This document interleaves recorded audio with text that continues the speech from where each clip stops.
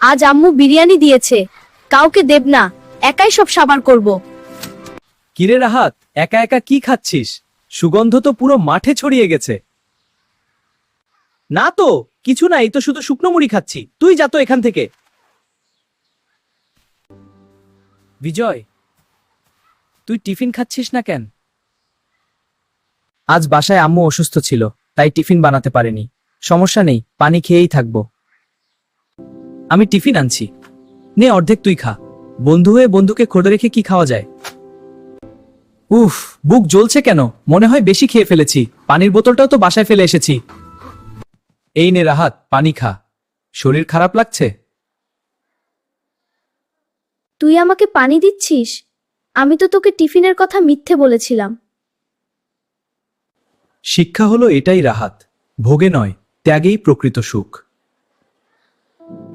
তুই একাই সব খেয়ে অসুস্থ হয়েছিস, আর বিজয় ভাগ করে খেয়ে আজ শান্তিতে আছে।